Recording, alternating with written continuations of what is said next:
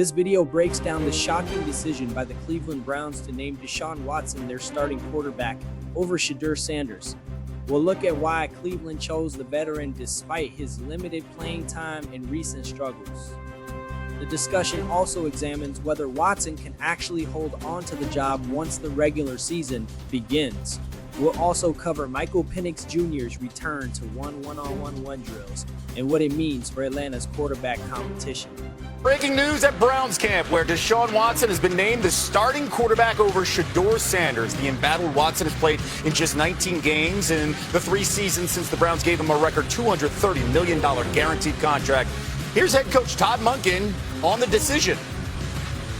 Took in the full body of work over the course of off-season to training camp to the games, the joint practice, and ultimately felt like to start the season on the road, Deshaun gave us the best chance to move the ball and score points. I mean, that's really what it's about. And felt that way going into the last game, but wasn't sure. And after we talked as a staff and after we re-looked at everything, we're going to go that direction. On the scene in Berea, Ohio, is Browns reporter Daniel Oyafusi. And Daniel, how was this decision reached? Because it shocked many.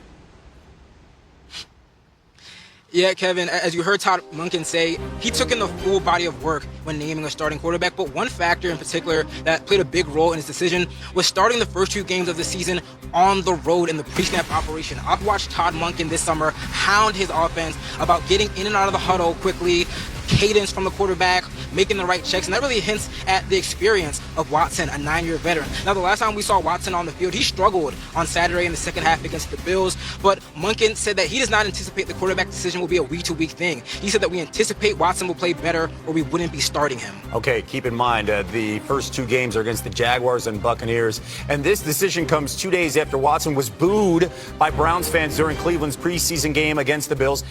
His response caused quite a buzz afterwards, and here's a part of it. I think you guys know too, and I think the whole world knows. It has nothing to do about the performance.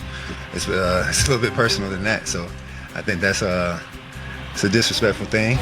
Last time I played on this field, I tore my Achilles, and that same fan base, they cheered when I got hurt. So does that have to do with? What does that have to do with anything about performance? When a person get hurt, especially for your own city, and they cheer. It's been a PR nightmare over the last 48 hours. Daniel, what are the Browns and Watson saying after those post-game comments? Yeah, well, when we spoke to Todd Monken the day after, he kind of previewed this decision. He said that those comments would not play a role in who he picked to be the starting quarterback. And on Monday today, Watson walked back those comments. He actually opened up his press conference saying that the emotions got the best of him. He didn't mean to come at the fan base, and that he understands their frustrations after 4 years of injuries and poor play. Now, we won't see Watson and the starting offense in the preseason finale on Thursday at home against the Patriots. But the next time we would see him would be Week 3 against the Panthers. That response will be very interesting. For now, he said he's not focused on that. He said, as long as I'm playing winning good football, everything else will work out. And that references their next home game, of course, is in Week 3. Watson's last NFL game was on October 20th, 2024. If you're counting, 693 days ago. Daniel, thank you so much. You've heard of the good, the bad, and the ugly. The Browns have mastered the ugly. Since 2017, there have been over 350 instances of quarterbacks making at least 5 starts. The 2 lowest QBRs of that bunch, Shedeur Sanders last season, Deshaun Watson in 2024. Let's bring in our NFL analyst, Field Yates, here. Okay, I mentioned it. Daniel brought it up as well. First 2 games are on the road. Jaguars and the Bucs, 2 very good teams. What are your thoughts on the idea that the Browns have decided that Watson is their day 1 QB1? The only explanation that I can think of, Kevin, is that if the Browns started Shedeur Sanders in Week 1 and he struggled early, there would be maybe some level of pressure to hand the keys over to Deshaun Watson, see if he could spark the offense and get things on track. Now that Deshaun Watson's been named the Week 1 starter, he'll play until things don't go well. I anticipate that will be very early this season, and the Browns at that point can then play Shedeur Sanders and not have to worry about the court of public opinion because they've already been through the door that is Deshaun Watson. To me, though, the much more important takeaway here is the Browns right now have told us they don't have their quarterback of the future on their roster because it's not Deshaun Watson. We all know that. And if it were Shedeur Sanders, he'd be their Week 1 starter. Browns equipped with 2 first-round picks next year, will be doing a lot of scouting in what could be one of the deepest quarterback classes that we have had, at least since that 2024 year when Caleb Williams, Jayden Daniels, and Drake May went to. And we're not even talking about the third-round pick last year. That's right, Dylan Gabriel. Yeah. We've heard nothing about him in this race and running. By the way, Field in this fantastic suit, not going anywhere. He's going to be back in a bit to give us his fantasy insight. We got more quarterback developments coming your way as well. How about this? The Falcons have cleared Michael Penix Jr. for 11 on 11 drills as he recovers from November ACL surgery on his left knee. That's his third ACL surgery. Penix is supposed to be competing with Tua Tagovailoa for the starting job. He's just getting up to speed. Here's former Browns head coach Kevin Stefanski today on Penix. I think he's more than eager to get out there and practice, and he's done a great job. I've mentioned this many times to you guys. I think there's ways to get ready to prepare and improve. You'd love to get every rep as any player at any position. Oftentimes that's just not possible. So there's so many things you can do to prepare yourself, whether it's in a walkthrough or getting a mental rep or what have you. So he's done an outstanding job in that regard. Senior NFL insider Adam Schefter here with us. He's going to be here with us for the majority of the hour. Let's talk a little bit about Penix getting cleared here. How does that open up this quarterback competition as we are a couple weeks away? Well, he needed to do this to give himself a chance to compete for the starting job because for the first time this summer today, he took part in 11 and 11 drills. Doctors cleared him to do that coming off the big knee injury from last year. He had only been involved in 7-on-7. They need to see him out there. This is the next step. And it wasn't as if Tua Tagovailoa put away the starting job over the summer. Struggled to grasp it, didn't impress them a whole lot. So the job remains wide open. If Michael Penix is healthy, there's an opportunity there for him to go win that starting job, but he's got to be on the field and he's got to be going through the 11-on-11 drills that he started doing today. Let's see how he does here in the next couple of weeks before they make a decision. One small thing, too, for the wide receivers. They both throw lefty, so you're not making a big adjustment if you go to Penix after seeing Tua. And keep in mind, Tua on a one-year deal, $1.3 million this offseason. All right, Shefty, another conversation. Let's go to the Browns here, and it's not about their quarterback. You're reporting that the team waived tight end Daquan Wright today. He has an agreement in place to play for LSU this season if he clears waivers. Wright played at Ole Miss last year. He'll join his former head coach, Lane Kiffin, who's at LSU. Here's Lane today. This is not new that this happens. Normally, they're individual cases, as you've seen through time.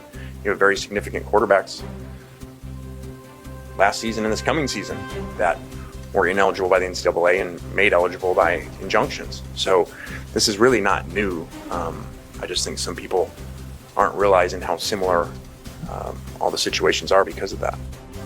Technically, he's right. It's not new with the judge coming in and changing eligibility.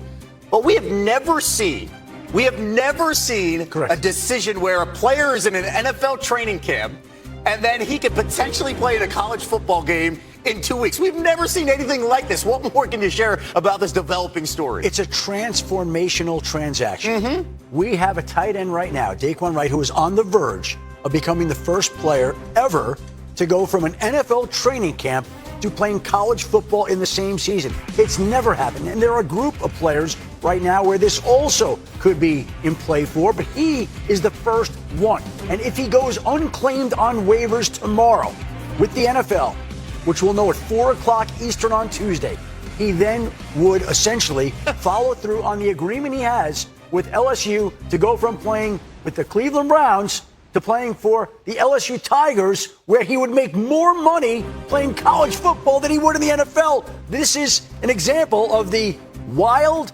distorted, unusual, unprecedented times we're living in. Wild, Wild West. And you mentioned there could be a couple of other former Ole Miss players that played under Lane that are in NFL training camps that may get the call from LSU. So we're going to see how that window shakes out over the next few days. All right, let's talk about the NFL now. Back to the players that actually play there and stay there.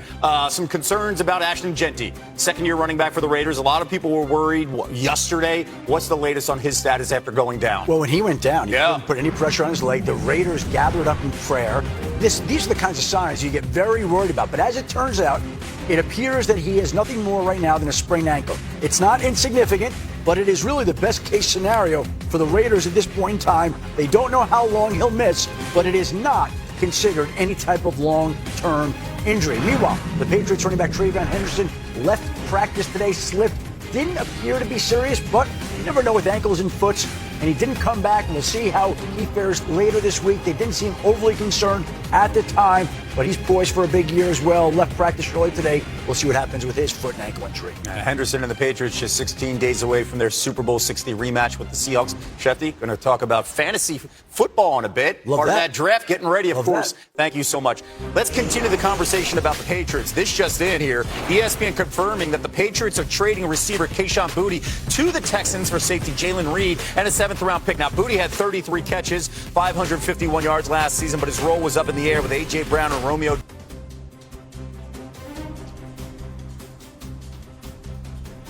The Browns choosing Deshaun Watson over Shedeur Sanders is one of the most interesting quarterback decisions of the preseason.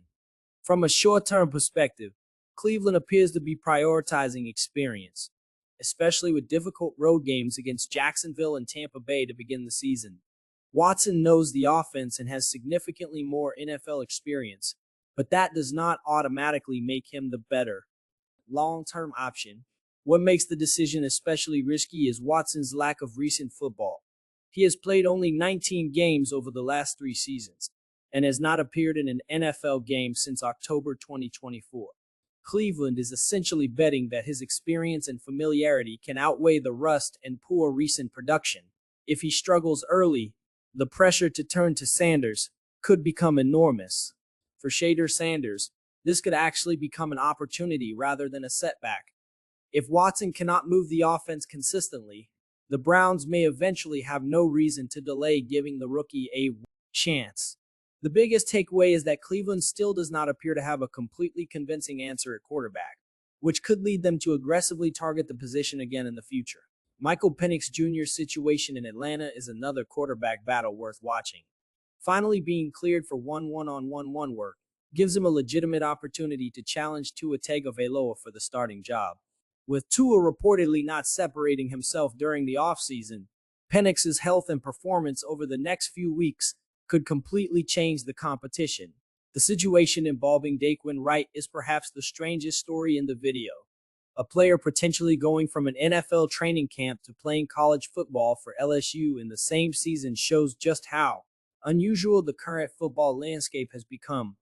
The possibility of making more money in college than in the NFL makes the situation even more fascinating.